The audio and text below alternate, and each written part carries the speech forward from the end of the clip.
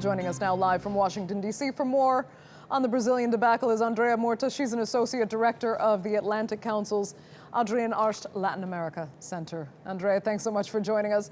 Is there a simple way to explain what's happening to Rousseff and this impeachment process, or is it almost deliberately being convoluted?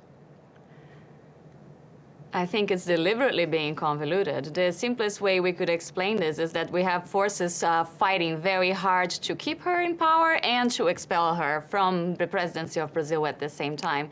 And it's unlikely that we will know by the end of today, because things are still developing, which way this process will go.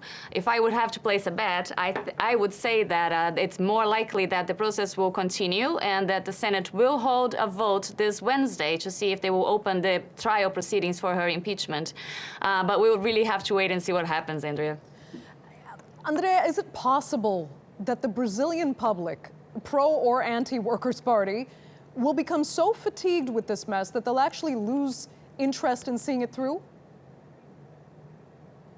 Absolutely. I think that's already happening. I think that the reactions that I've seen from the Brazilian public today, even for those who are in favor of Rousseff continuing as the president of Brazil, they are absolutely fed up with this process. And even they are questioning this recent decision by the lower house to annul the impeachment proceedings. They want to see the process go through, and they want a decision to be made. Because what's happening right now is that Brazil is paralyzed, and that doesn't help anybody.